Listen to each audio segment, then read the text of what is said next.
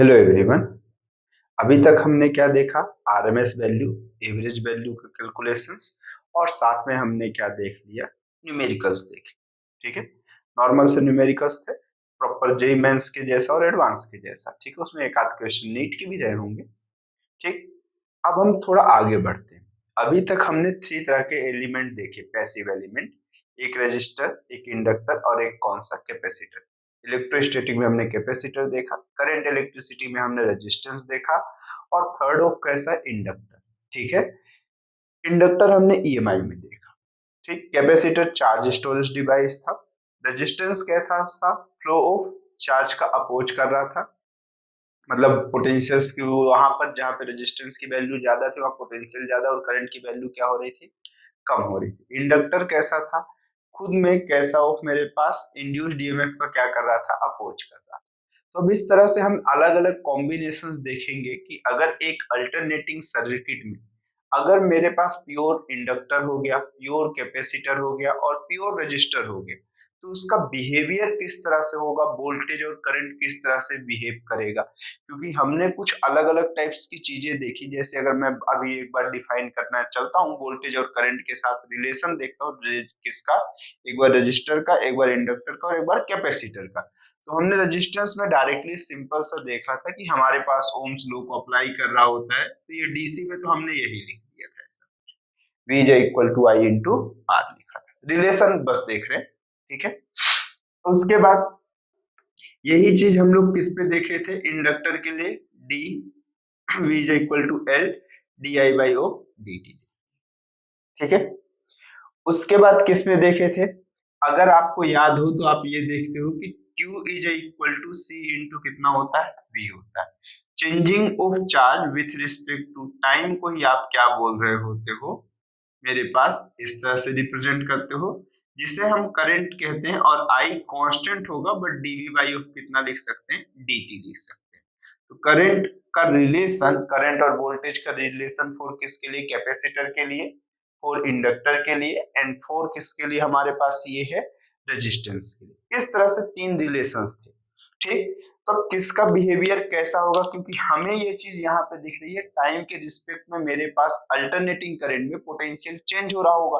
तो जब टाइम के रिस्पेक्ट में पोटेंशियल चेंज हो रहे हो, कैपेसिटर सॉरी पोटेंशियल चेंज हो रहा है, करंट चेंजेस हो रहा, तो इनका बिहेवियर किस तरह से चेंजेस होगा, कौन किस तरह से बिहेव करेगा, इस चीज को देखिए। तो अब हम अलग अलग कॉम्बिनेशन देखेंगे, पहले आर फिर एल फिर सी, फिर एक बार आर को एल के साथ, आर को सी के साथ, एक बार एलसी बस देख लेंगे और एक लास्ट स्टेप में सभी को कंबाइन करके देखेंगे। ठीक है, तो जो मैं कॉम्बिनेशंस पढ़ाऊंगा वो कॉम्बिनेशन थोड़ा मैं दूसरी तरह से पिक करूंगा। दूसरे तरह से इन द सेंस कैसे? जो मैं इंट्रोडक्शन अभी दे देता हूँ, सबसे पहले मैं कैसा देखूंगा? कॉम्बिनेशन फॉर आर की। ठीक है, मतलब AC circuit containing only of कैसा होगा? Register only. ठीक है, तो मैं यहाँ पे हेडिंग डाल देता हूँ, यहाँ पर से एसी सर्किट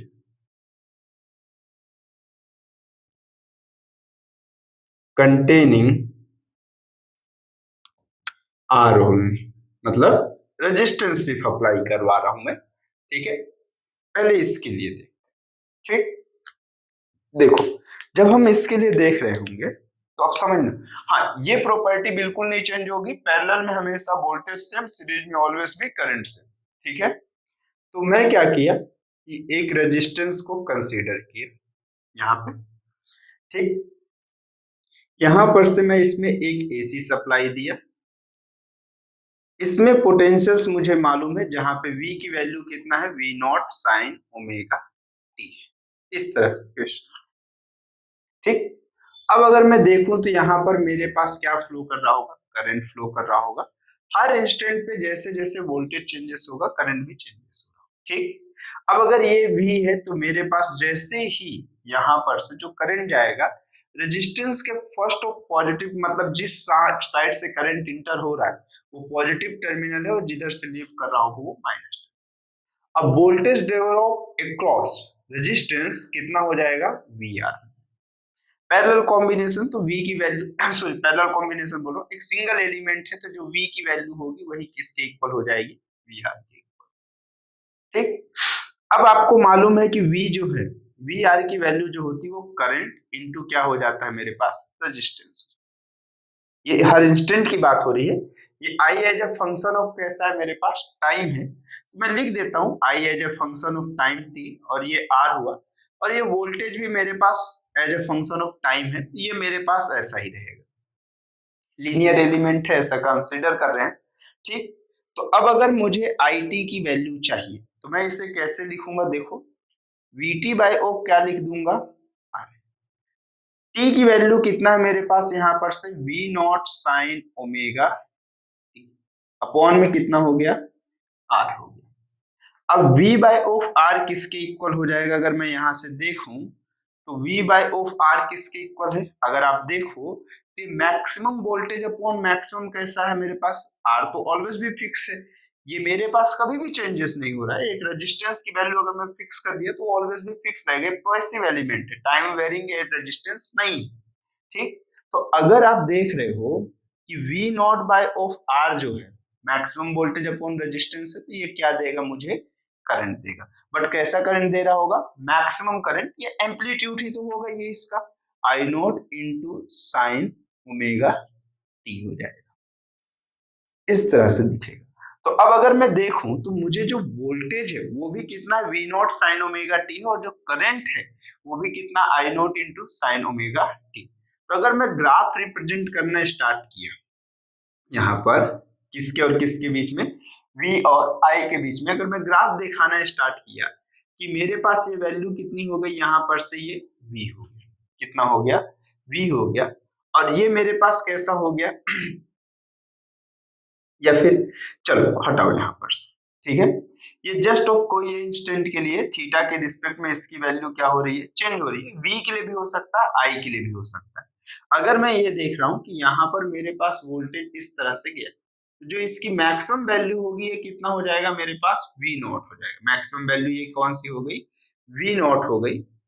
बट अगर आप देखना स्टार्ट करो, आप समझो कि अगर मैं बोल रहा हूँ ये इनिशियल यहाँ से मूव करके आगे मूव किया होगा तो ये थीटा चला होगा, जिसमें किसी टाइम इंस्टेंट तक चला होगा, जिसकी वैल्यू कितनी हो गई, ओमेगा इंटू टी, ठीक।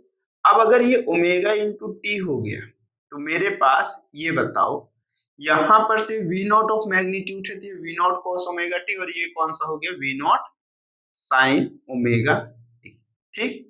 अब इसमें जितना ओमेगा टी ये मूव किया है, मतलब ये थीटा के इक्वल तो होता है, जितना ये थीटा उतना ही थीटा तो ये भी है। तो मेरे पास वोल्टेज और करंट दोनों कैसे फेस में है, सेम फेस में या डिफरेंट फेस में, दोनों सेम फेस में है। हाँ, हो सकता है कि मैग्नीट्यूड की वैल्यू क्या हो रही हो, वेरी कर रही, दोनों में मेरे पास मैग्नीट्यूड की वैल्यू क्या हो रही हो, वेरी हो रही, ठीक है। या इसको एक सिंगल लाइन में जब आप रिप्रेजेंट करोगे, इसमें एक सिंगल लाइन में रिप्रेजेंट करोगे, इसे हम कौन सा डायग्राम कहते हैं, फेजर डायग्राम कहते हैं। कौन सा डायग्राम कहते हैं, फेजर डायग्राम कहते हैं। ये तो मेरे पास दो एक्सिस में एक्स और वाई के फॉर्मेट में रिप्रेजेंट कर, ठीक है। ये एम्पलीट्यूड की बात कर लो, ये आई ऑफ टी है, तो मेरे पास I as a function of T या V as a function of v as a function of t, या फिर इसी को हम लोग कितना कह लेते हैं, i as a function of t। तो ये इस तरह से रिप्रेजेंट है, दोनों सेम फेस में, ठीक है। जहां पर से ये वैल्यू कितनी हो गई मेरे पास, vt की जो वैल्यू होगी वो कितनी हो जाएगी, v not sine omega t, और ये कितना हो जाएगा, it की वैल्यू जो हो जाएगी ये कितनी हो जाएगी, i नॉट साइन ओमेगा, ठीक है। अब यहां तक तो ये ठीक था, यहां तक मेरे पास वैल्यू जो हम लिख रहे हैं तो ये मेरे पास थोड़ा पास पास हो गया, अभी थोड़ा आइडिया नहीं आ रहा इसमें, ठीक है। अभी मान के चलो ये तो मेरे पास दो फेसेस में, अगर मैं सिर्फ एक लाइन पे ग्राफ देखूं तो मुझे अगर इस पॉइंट को O दिखाना हो तो देखो V और I दोनों कैसे है मेरे पास, सेम लाइन में, तो VT और कौन सा IT, दोनों एक सेम फेस में, ठीक है। मतलब वोल्टेज और करंट दोनों कैसे फेस में, सेम फेस में। अब अगर मैं इसी चीज को थोड़ा और अपग्रेड करूं, अगर इसकी वेव फॉर्म रिप्रेजेंट करूं, तो मेरे पास अगर ऐसा देखने को मिला कि मेरे पास ये किसका फंक्शन है, ये टाइम के लिए, किसके लिए है, टाइम के लिए है। इधर मेरे पास वोल्टेज और करंट के लिए मैं देख ले रहा हूं ऐसा, v है और कौन सा मेरे पास i है, दोनों as a function of time, ठीक। देखो v के लिए स्टार्ट कहां से हो रहा है? अगर थीटा की वैल्यू 0 पुट किया, t की वैल्यू 0 पुट कर दिया मैं इनिशियल टाइम के लिए, तो v की वैल्यू कितना है? 0, तो i की वैल्यू कितनी हो जाएगी? t की वैल्यू 0 पुट करो, i की वैल्यू कितनी हो जाएगी? 0। तो अगर मैं ये बोल रहा हूँ सिर्फ v के लिए अगर मैं देखा तो इस तरह से साइनोसॉइडल वेवफॉर्म बना रहा होगा। तो एकदम सिमिलर इसी पाथ को फॉलो कर रहा होगा कौन सा? i भी। अगर r की वैल्यू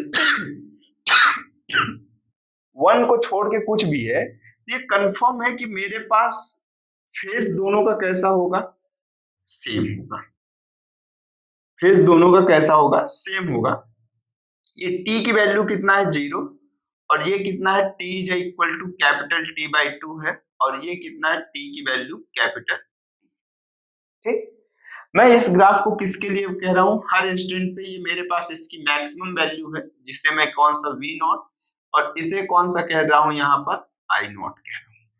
ठीक, इसकी जो मैक्सिमम वैल्यू है, इसको हर इंस्टेंट पे जो ये vt की वैल्यू है, ये जो ग्राफ निकल के आ रहा है, ये मेरे पास किसके लिए? v not sine omega t है, और ये मेरे पास किसके लिए है? I T is equal to I not sine omega T. ये किसके लिए ग्राफ है?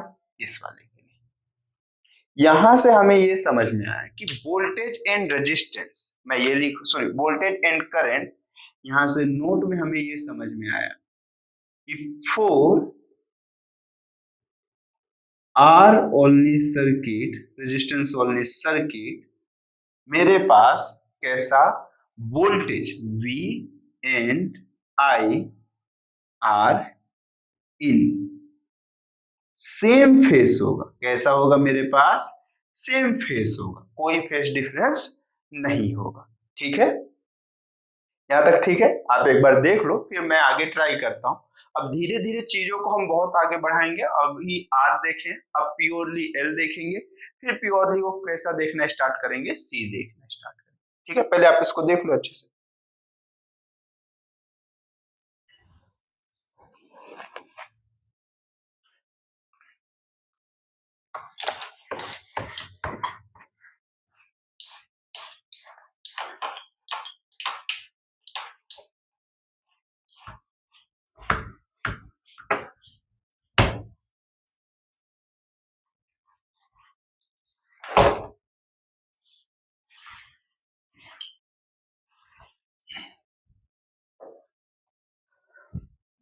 अब इसके बाद सेकेंड टाइप का चलते हैं, हम प्योर इंडक्टर की बात करते हैं। जब हमारे पास कैसा हो? एसी सर्किट है। कैसा सर्किट है मेरे पास? एसी सर्किट है, और ये क्या कंटेन कर रहा है?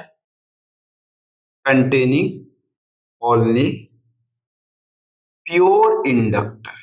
कौन सा इंडक्टर? Pure inductor. सिर्फ और सिर्फ एल कंटेन कर रहा है, और वो भी कैसा? प्योर। कैसा? प्योर। तब इसका बिहेवियर देखने में कैसा होगा, इस चीज पे फोकस करें। अगर अब इसके बिहेवियर पे देखें, तो अब मैं क्या किया? सबसे सिंपल सा जो हमको समझ में आता है उस पर मैं बात कर रहा हूँ। सबसे सिंपल कैसा? मैं एक बाबा कहाँ ले लिया, एक इंडक्टर कंसीडर कर लिया। ये टाइम के रिस्पेक्ट में वेरी नहीं हो रहा, एकदम कांस्टेंट। ठीक है, फिर क्या किया? एक एसी सर्किट कंटेन किया। ठीक, मैं वोल्टेज को रेफरेंस ले रहा हूं, आप करंट को भी कंसीडर कर सकते हो, इससे कोई ऐसा नहीं है कि नहीं श्राप लग जाएगा करंट कंसीडर करने में। ठीक है, यहाँ पे voltage as a vary with respect to time, जिसकी वैल्यू कितना है मेरे पास? V not sine omega T है। अब अगर अब पूरे एसी में मैं इसको नहीं भी लिख रहा हूं V as a function of T, तो आपको पूरे एसी में ये मानना है कि V as a function of कैसा है? टाइम। ठीक है, जब तक डीसी नहीं बोल रहा हूं तब तक आप उसको डीसी कंसीडर भी नहीं करो। बात समझ में आ रही है? ठीक, अब अगर ये आ रही है तो मेरे पास ये इंडक्टर है, इसमें से कैसा करंट फ्लो करेगा? ठीक है, करंट भी कैसा? टाइम वेरिंग होगा, तो ये मेरे पास कौन सा होगा? आई। अभी मैं नहीं लिख रहा हूं कि आई नॉट साइन ओमेगा टी होगा, मुझे अभी इसकी प्रॉपर्टी कहीं से भी नहीं मालूम, बस ये मालूम है करंट फ्लो फ्लो करेगा, वो भी कैसा? अल्टरनेट। अब जैसे ये यहां पर जाएगा तो एक टर्मिनल पॉजिटिव और एक टर्मिनल निगेटिव, क्योंकि अभी ये अनचार्ज की कंडीशन में तो मेरे पास ये एज अ लोड बिहेव करेगा, और लोड बिहेव करेगा तो ये मेरे पास फर्स्ट टर्मिनल जहां से करंट इंटर करेगा वो पॉजिटिव और जहां से लीव करेगा वो निगेटिव होगा। ये लोड की तरह तो बिहेव करते हैं, ठीक है। अब मुझे मालूम है कि इंडक्टर के क्रॉस जो वोल्टेज आएगा वो कौन सा होगा, वी है। दो ही एलिमेंट है मेरे पास, सॉरी एक ही एलिमेंट है, तो जो वीएल की वैल्यू होगी वो किसके इक्वल होगी, इसी के इक्वल होगी, वी के इक्वल। अभी कुछ देर पहले ही आपको मैं दिखाया हूँगा या फिर ईएमआई में आप जब पढ़े होंगे कि ये वोल्टेज अक्रॉस इंडक्टर जो होता है वो एल डी आई बाई कितना होता है, डी टी। आपको V की वैल्यू मालूम है कि मेरे पास कितना हुआ, V not sine omega T हुआ, और ये कितना हुआ मेरे पास L D I by of D T. But आपको टाइम की वैल्यू नहीं मालूम। अगर टाइम की वैल्यू नहीं मालूम है तो मैं यहाँ पर से ये वैल्यू काउंटिंग करना स्टार्ट किया तो मेरे पास ये कितना दिखा, V नॉट बाय एल, और ये कौन सा हुआ साइन ओमेगा टी, और इसको इस साइड ले गया तो ये dt हो गया। टाइम टाइम फंक्शन को एक साइड डिफरेंशियल इक्वेशन के फॉर्मेट में कंसीडर कर रहा हूं, और ये कौन सा हुआ di, इंटीग्रेट कर दिया दोनों को।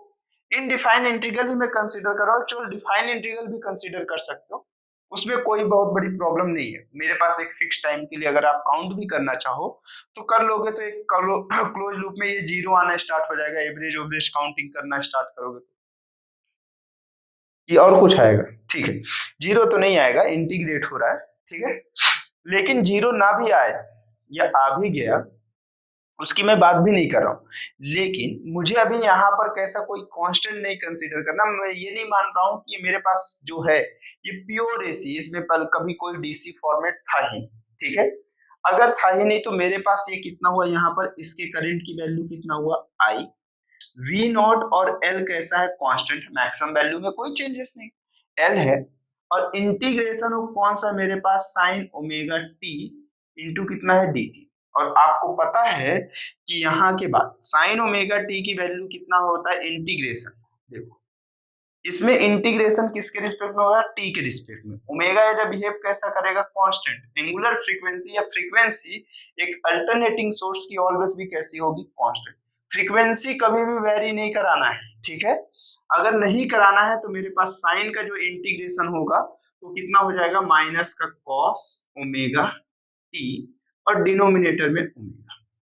जहां से मुझे समझ में आया कि I is equal to V not by omega L, और ये माइनस का कौन सा हुआ कॉस ओमेगा टी, ठीक।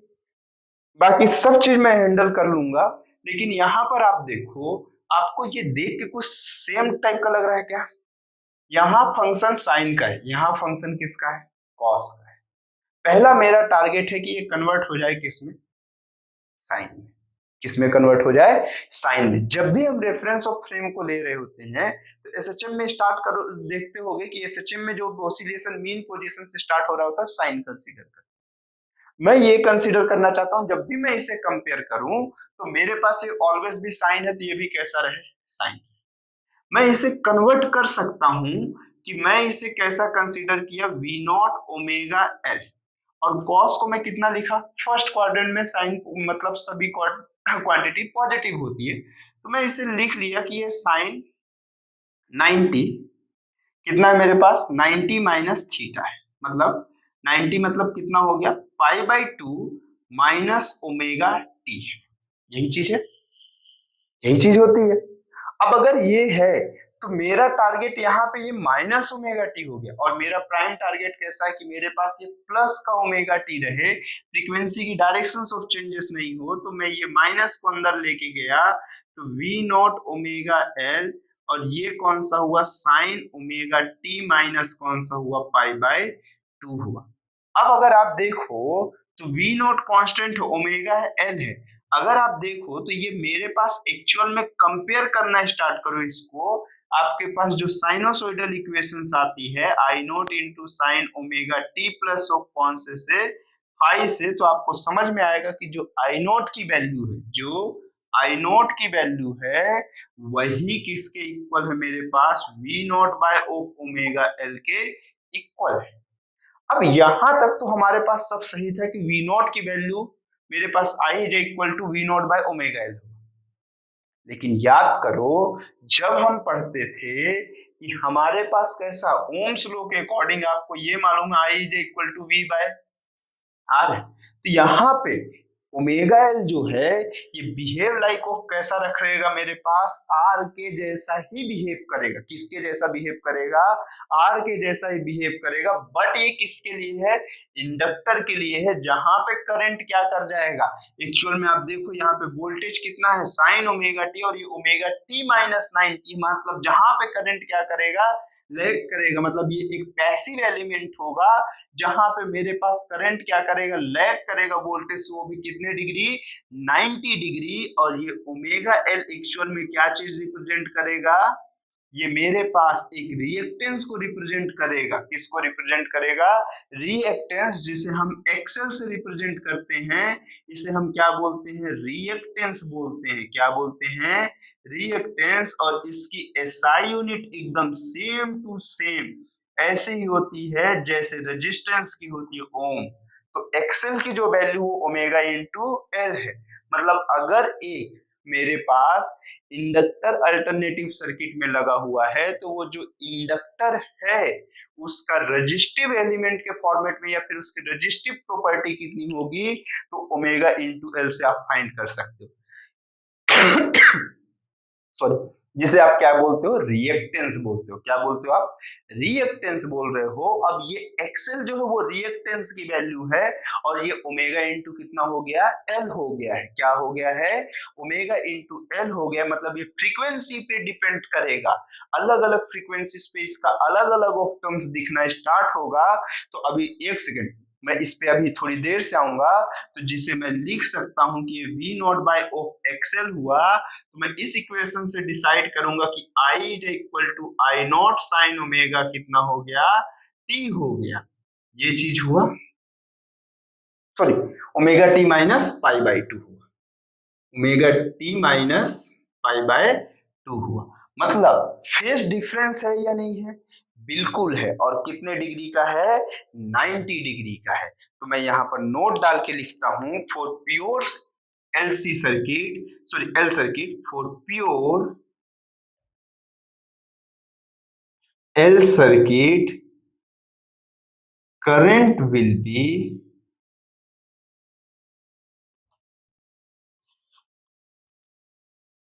lag by 90 degree.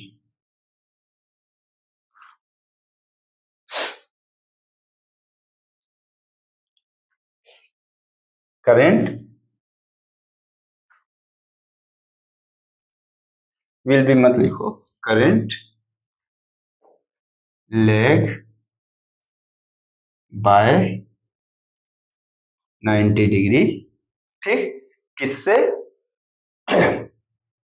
Current lag करेगा किससे? वोल्टेज से। तो मैं ये फिर ऐसा भी लिख सकता हूं नोट में,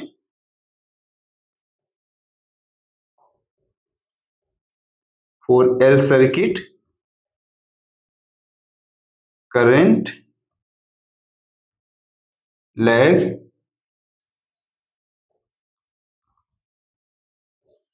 बाय 90 डिग्री।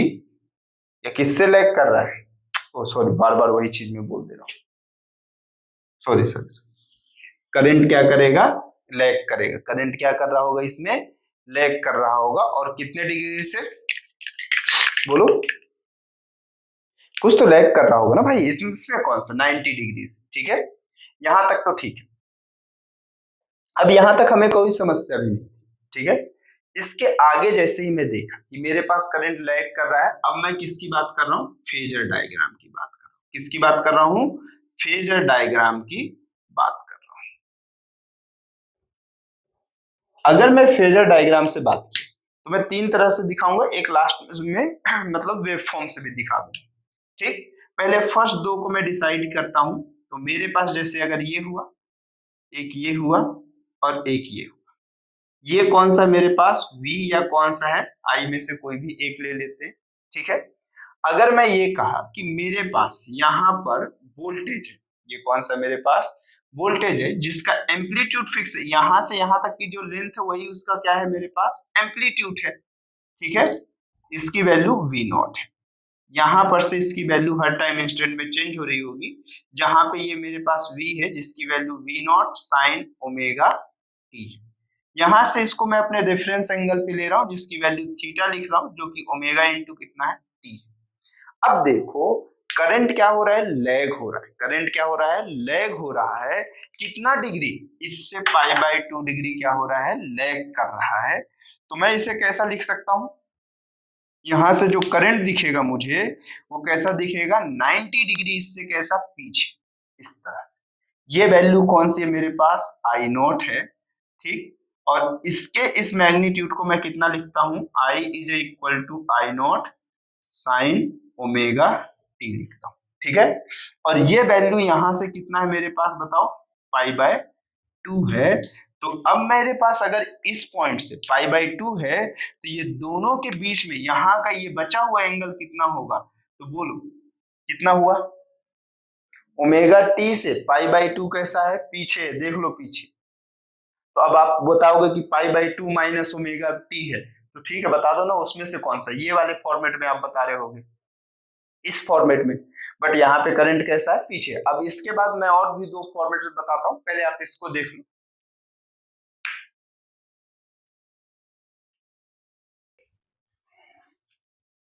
चलो इसके बाद इसको मैं रफ करता हूँ, पूरा रफ नहीं करूंगा अभी, इसमें बहुत कुछ है, ठीक है।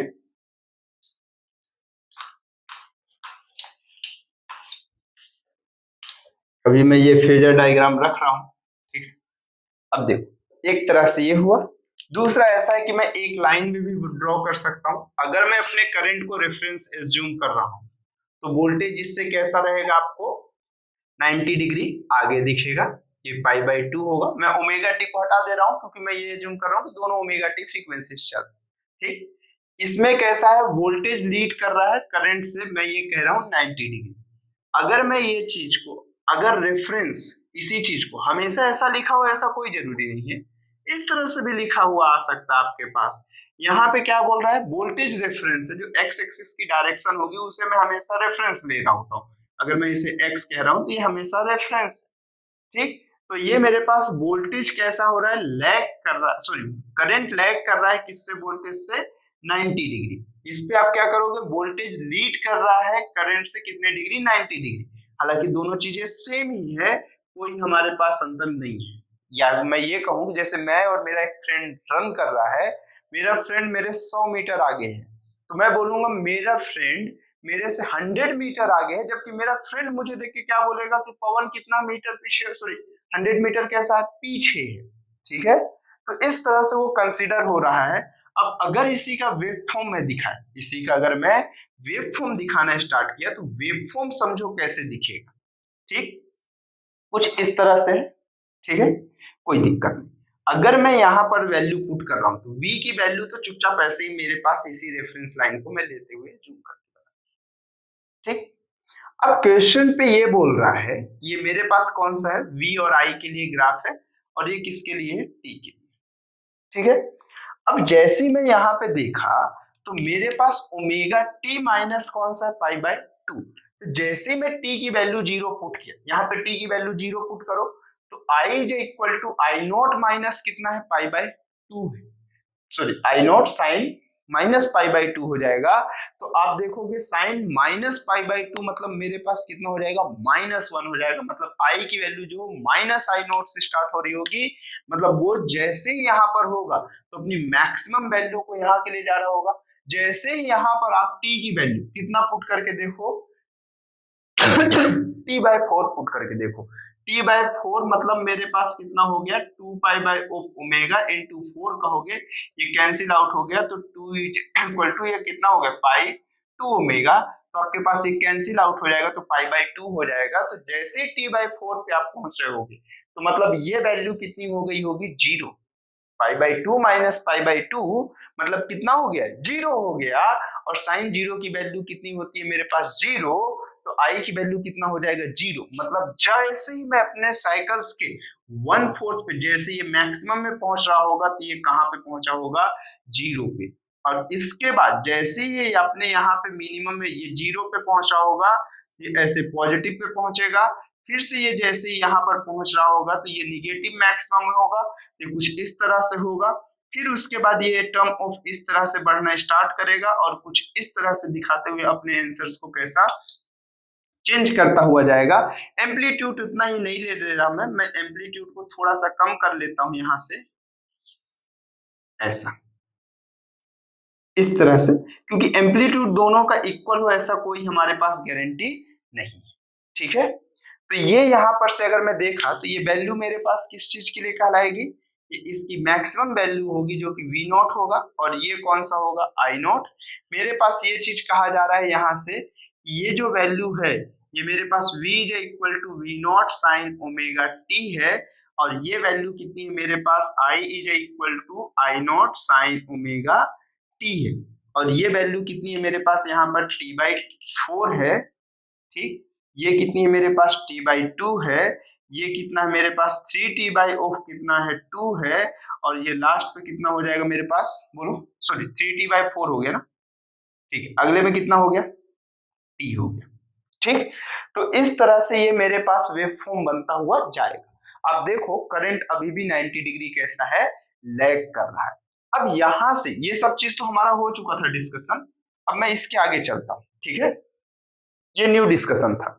अब जैसे अगर मैं नोट करके लिखना स्टार्ट करता हूं, अब चीजें आप समझना, अब चीजों को आप थोड़ा गौर से देखना कि मैं क्या क्या चीज कह रहा हूं। ठीक है, अब मेरे पास जो एक्सेल है, एक्सेल को हम क्या बोलते हैं, एक्सेल कैसा है, resistance offered by, resistance offered by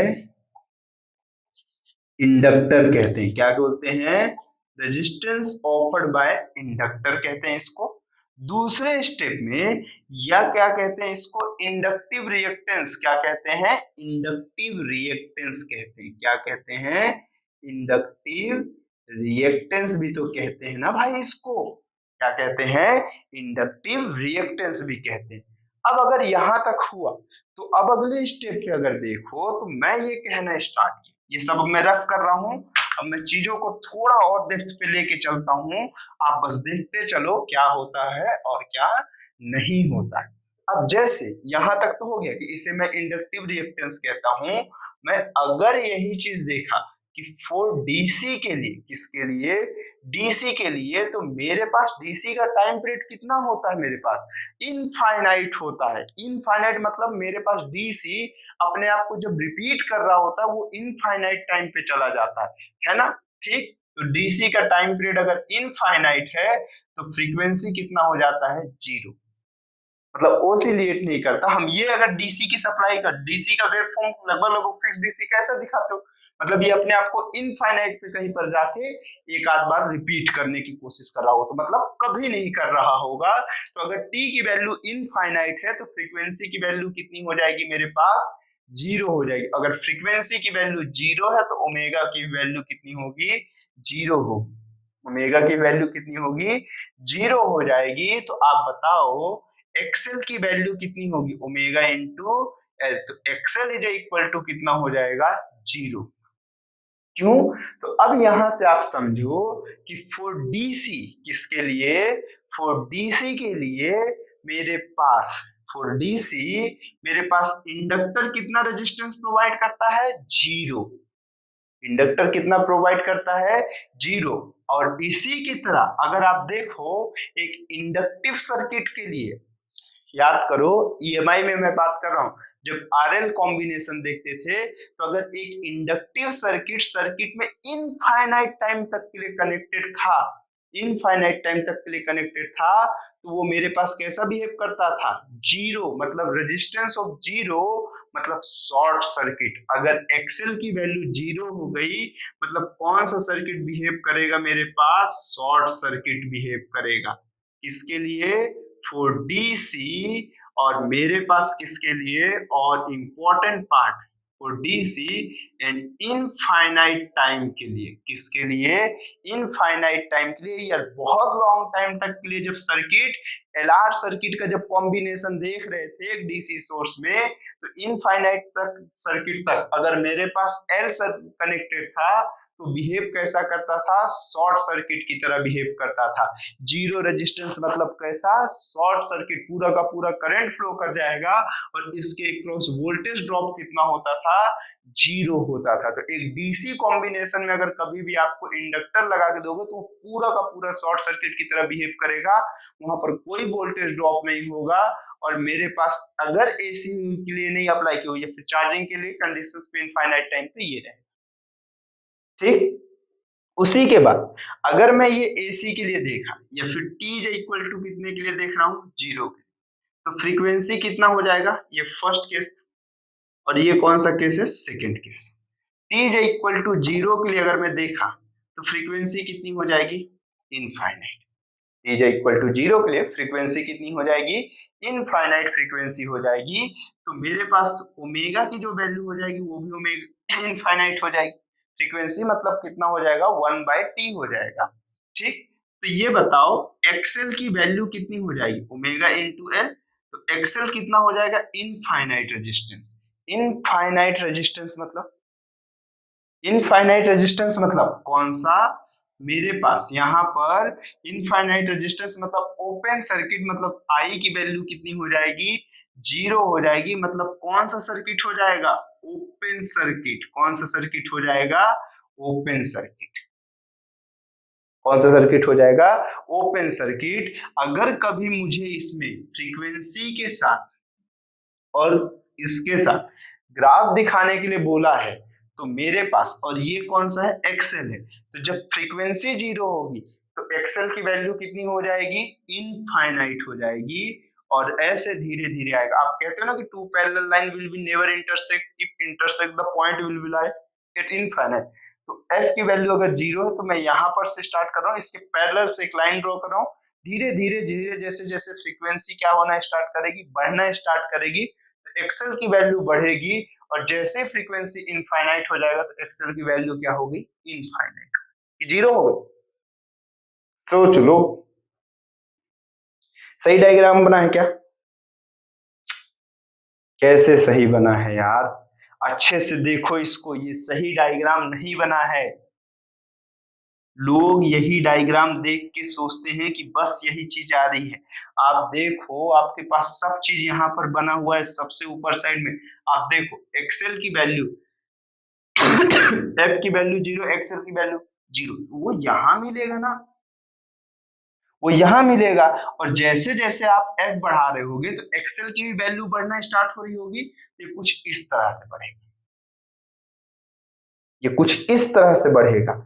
तो अब बात ये आती है, अगर मेरे पास यहीं पर मैं छोटा सा मैं अगर लिख देता हूं, अगर मैं इसी ग्राफ को चेंज कर देता, अगर इसी ग्राफ को मैं यहाँ पर चेंज कर देता, अब मैं सेम चीज कह रहा हूं, वो ग्राफ कब देखने को मिलेगा, जब ये किसके लिए होता, टाइम के लिए होता। किसके लिए होता, टाइम के लिए। अब टी की वैल्यू जीरो पुट करो तो देखो टी की वैल्यू जीरो पे एक्सएल की वैल्यू कितनी है, इनफाइनाइट, मतलब वो यहां से स्टार्ट करके ऐसे खत्म कर रहा होगा,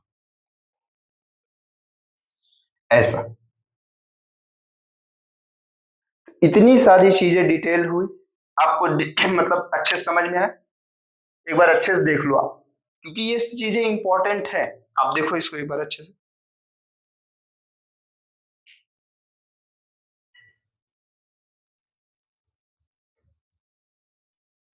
अब मैं अपने थर्ड टाइप में चलता हूं, जहां पे एक एसी सर्किट में सिर्फ प्योर कैपेसिटर लगा हो। कैसा कैपेसिटर लगा होगा, प्योर कैपेसिटर, कुछ इस तरह से, जहां पे एकदम सेम टू सेम पिछले बार जैसे।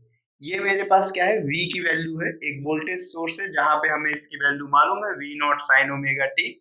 और यहाँ पर करंट नहीं मालूम, हमें करंट की वैल्यू चाहिए। एक अनचार्ज कैपेसिटर है मेरे पास, जब ये चार्ज होना, जैसे ही सप्लाई दूंगा तो चार्ज होना स्टार्ट होगा, तो मेरे पास एज जब लोड बिहेव करेगा, और एज ए लोड बिहेव करने पे ये जब मेरे पास करंट जहां से इंटर होगा वो पॉजिटिव टर्मिनल, और जहां से करंट लीव होगा वो कौन सा टर्मिनल हो जाएगा, निगेटिव टर्मिनल हो जाएगा। कौन सा टर्मिनल हो जाएगा, निगेटिव। तो इसके क्रॉस वोल्टेज ड्रॉप होगा जिसकी वैल्यू कितनी हो जाएगी मेरे पास, VC हो जाएगी। जहां पर से हमें मालूम है कि VC की जो वैल्यू हो किसके इक्वल है, V के इक्वल, यही है।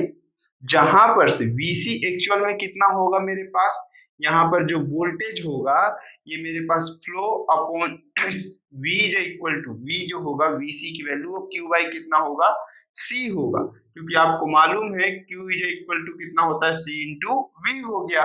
तो मेरे पास वोल्टेज अक्रॉस कैपेसिटर कितना होगा चार्ज अपॉन कैपेसिटेंस की जो वैल्यू होगी, और V की वैल्यू क्वेश्चन में कितना है V not sine omega T है।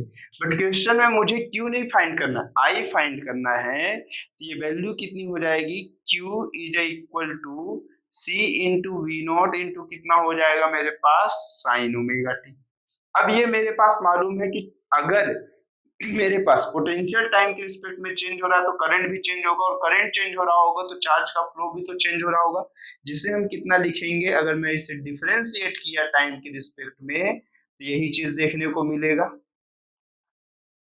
यही चीज मिल रहा होगा या नहीं मिल रहा होगा, तो बताओ। Changing of charge with respect to time को हम क्या बोल रहे होंगे आई, जहां पर सी कांस्टेंट हो जाएगा, ये कौन सा हुआ वी नॉट, साइन का डिफरेंशिएशन कितना हो जाएगा मेरे पास कॉस, अब टी के रिस्पेक्ट में हो रहा होगा तो omega behave like of constant, तो मेरे पास एज ए चेन रूल जब आप इसे डिफरेंशिएट कर रहे होंगे तो ये आपके पास एक और टर्म लेके आएगा ओमेगा सी वी नॉट। ठीक, अब अगर आप इसे कंपेयर करो तो आपको ये दिख रहा होगा, अगर मैं इसे कंपेयर किया I is equal to I not sine omega T से, ऐसे फॉर्मेट से, एज मतलब एक एसएचएम की इक्वेशन से या अल्टरनेटिंग करंट की इक्वेशन से, तो मुझे ये समझ में आया कि आई नोट जो है कौन सा, आई नोट जो है वो omega into C into V nought पे डिपेंड कर रहा है। मतलब जो करंट की वैल्यू वो omega C into V nought पे डिपेंड कर रहा है। और अगर आप अच्छे से देखो, बहुत गौर से अगर बारीक फॉर्मेट में अगर आप सोचना स्टार्ट करो तो आपको कुछ आंसर दिखना स्टार्ट हो रहा होगा कि एक्चुअल में यहाँ पे आर चाहिए, और अगर आप देखो तो आर की वैल्यू कहीं 1/ओमेगा सी के इक्वल तो नहीं है।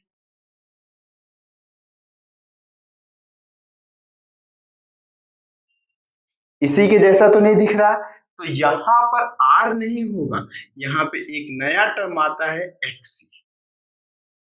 क्या रिप्रेजेंट करोगे इसको, एक्सी कह रहोगे, और ये एक्सी ही मेरे पास कितना होगा 1/ओमेगा सी के इक्वल होगा, जिसे हम क्या बोलते हैं कैपेसिटिव रिएक्टेंस बोलते हैं। क्या बोलते हैं, कैपेसिटिव रिएक्टेंस बोलते हैं, जिसकी वैल्यू 1/ओमेगा सी के इक्वल होती है। और अगर आपको इंडक्टर में याद हो तो वो एक्सएल की जो वैल्यू थी वो किसके इक्वल है, ओमेगा इंटू एल के इक्वल है, और ये किसके इक्वल है 1/ओमेगा सी के इक्वल है। तो एक्सी की जो वैल्यू 1 कितना हो गया ओमेगा सी हो गया। तो जहां पर से मैं इसकी वैल्यू लिख सकता हूं, और ये कैपेसिटिव रिएक्टेंस है जिसकी एसआई यूनिट मेरे पास कौन सा है,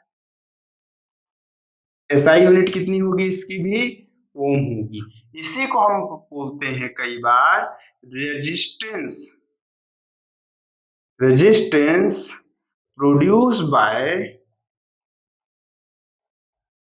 कैपेसिटर। ठीक, अब इसके बाद अगर मैं और आगे चलूं तो मुझे आई की जो वैल्यू देखने को मिलेगी ये कितनी मिल जाएगी, आई नोट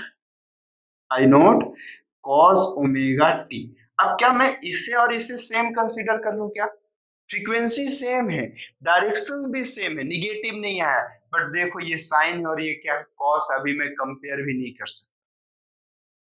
अब अगर मैं इसे कंपेयर नहीं कर सकता तो कई लोगों को लग रहा होगा कि फर्स्ट क्वाड्रेंट में जैसे लास्ट क्वेश्चन पे लिख रहे थे एकदम वैसा ही टर्म में लिख लूं पाई/2 साइन 90 माइनस थीटा कर लूं तो मेरा काम है, लेकिन जैसे ही आप ये लिखोगे आपका आंसर क्या हो जाएगा गलत, क्योंकि आप देखो यहाँ पे माइनस ओमेगा टी और यहाँ पे कौन सा omega T plus omega T है, तो हम इसे कभी भी कंसीडर इस फॉर्मेट से नहीं कर सकते हैं। और अगर नहीं कर सकते तो आई इज इक्वल टू कितना हुआ आई नॉट, और अगले स्टेप में इसे मैं कितना लिखूंगा साइन, और ये कितना हो जाएगा फर्स्ट क्वाड्रेंट में साइन भी पॉजिटिव होता है तो एक्चुअल में 90 प्लस ओमेगा टी भी लिख दिया होता है, इसकी भी वैल्यू इसी के इक्वल होगी। आप इसको देख के नहीं डिसाइड करोगे, इसको देख के डिसाइड करते हो। यहाँ पर देखो साइन के अंदर साइड का जो एंगल है मोर देन 90 है, तो ये मेरे पास जो आई की वैल्यू आ रही होगी ये एक्चुअल में I not sine omega T plus कितना लिखोगे आप, पाई बाय 2 लिखोगे। मतलब यहां पर से आपको ये समझ में आया कि inductor lead by capacitor 90 degree, sorry क्या बोल गया मैं, इंडक्टर लीड बाय कैपेसिटर मेरे पास ये कहना था कि current lead by voltage 90 degree, ठीक। तो इन कैपेसिटर या in pure capacitor in pure capacitor current lead by voltage 90 degree. वहां पे इंडक्टर में क्या हो रहा था, इंडक्टर में करंट लैग कर रहा था, कैपेसिटर में करंट क्या करेगा, लीड करेगा। करंट क्या करेगा, लीड करेगा। और यहां पर अगर करंट लीड किया तो अब इसके ग्राफ किस तरह से होंगे, मतलब फेजर डायग्राम किस तरह से होगा, इस पे हम देखें। अगर मैं इसका फेजर डायग्राम देखूं तो इसका फेजर डायग्राम कुछ इस तरह से दिखना स्टार्ट होगा। देखो, अगर मैं ये बोल रहा हूं कि मेरे पास ये कुछ इस तरह से दिखेगा तो समझो कि ये वैल्यू ऑफ मेरे पास इस तरह से है, ठीक। ये मेरे पास कौन सा है, अगर यहाँ पर देखो तो आपको सबसे पहले रेफरेंस फ्रेम कौन सा है, थीटा। ये यहाँ से हमेशा मेकिंग ऑफ एंगल ये थीटा होगा जिसकी वैल्यू ओमेगा टी के इक्वल होगी। ये रेफरेंस मैं वोल्टेज के लिए कंसीडर किया हूं तो ये मेरे पास कौन सा होगा, वी नोट। तो इसकी जो ये मैक्सिमम वैल्यू होगी इसे मैं यहाँ पर ये टाइम इंस्टेंट के लिए मैं देख रहा हूँ वी, और कौन सा आई के लिए देख रहा हूँ, तो ये मेरे पास कौन सा हो जाएगा, V not sine omega T हो जाएगा जिसकी वैल्यू वी टी हुआ, ठीक। उसके बाद अब देखो यहां से 90 डिग्री, यहां से 90 डिग्री कहा गया मार्कर, यहां से 90 डिग्री आप आगे जाओगे और ये वैल्यू कितनी हो जाएगी, यहां से 90 डिग्री आगे ये वैल्यू कितनी हो जाएगी मेरे पास, आई नोट हो जाएगी।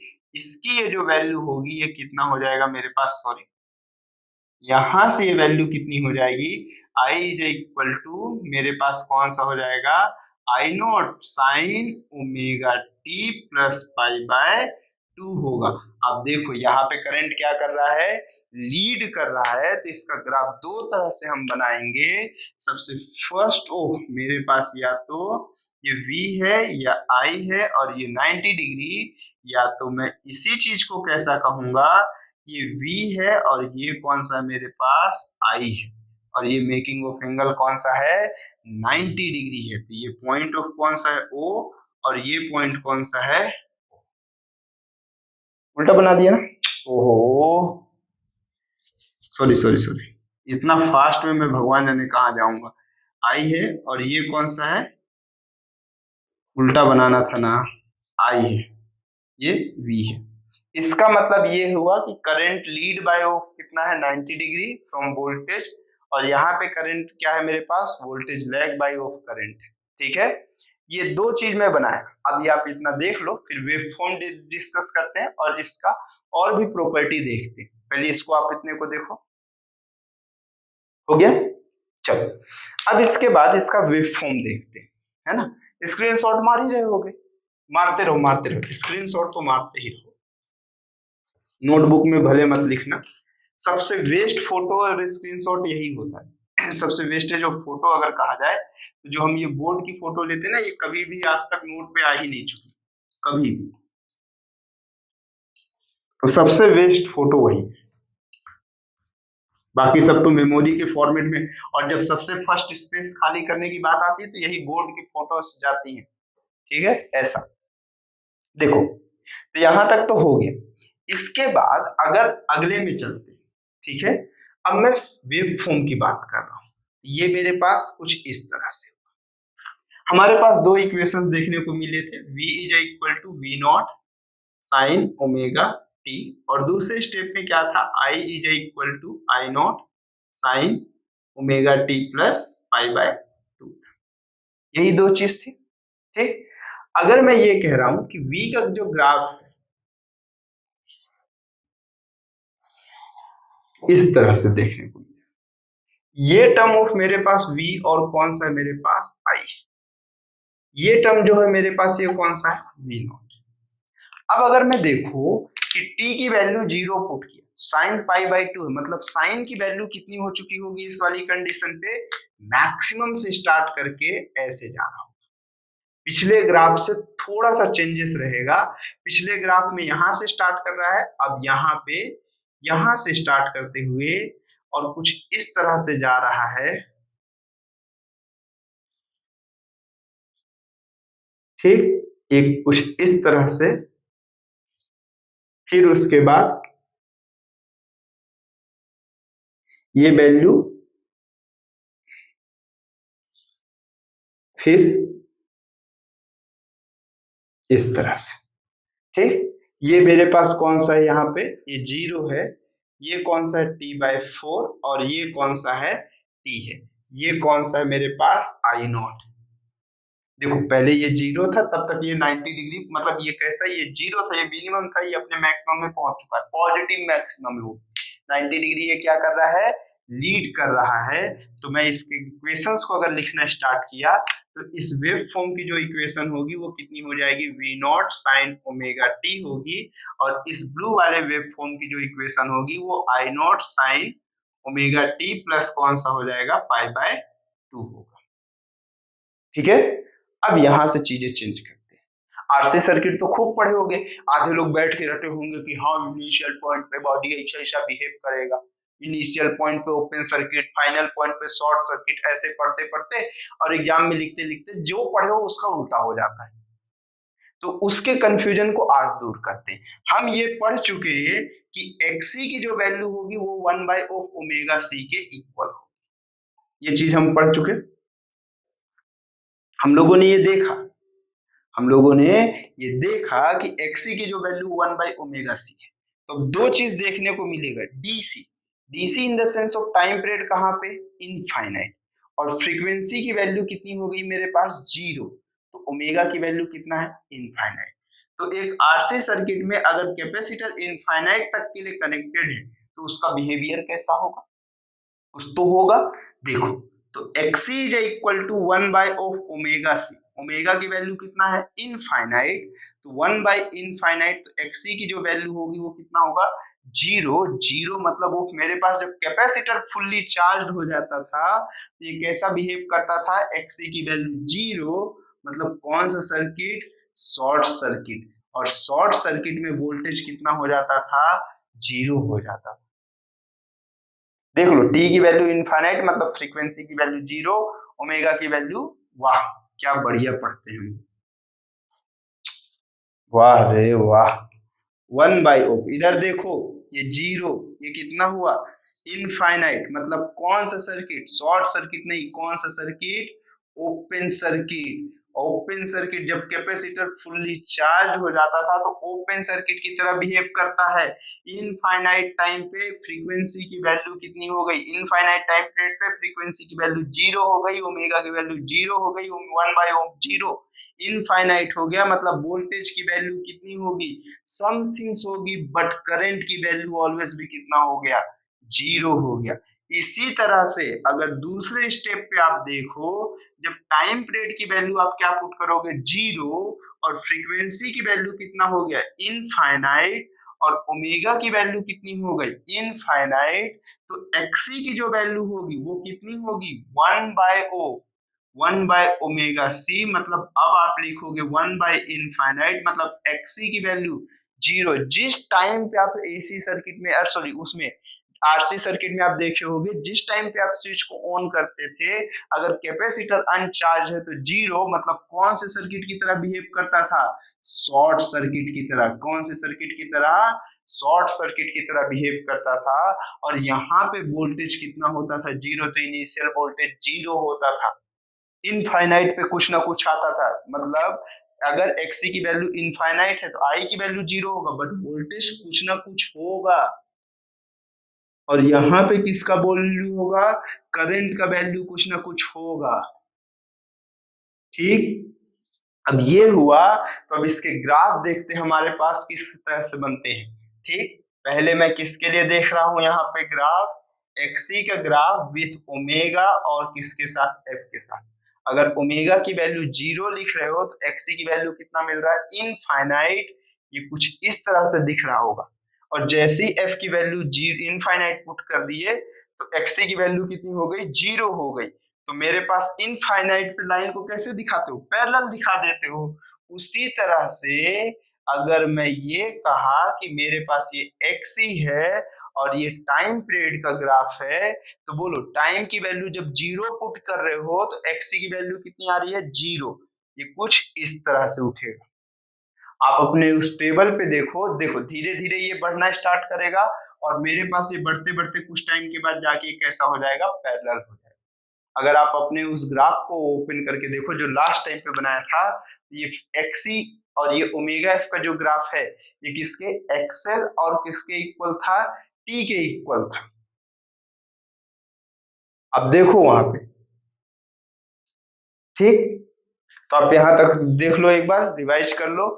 फिर कल इसकी कुछ प्रॉपर्टीज देखेंगे, ग्राफ देखेंगे और आरएल और आरसी सर्किट को देखेंगे। पहले पूरा एनालिसिस हम आरएलसी पे करेंगे, फिर अलग अलग करेंगे, ठीक है। तो यहाँ तक के लिए ठीक है, ओके।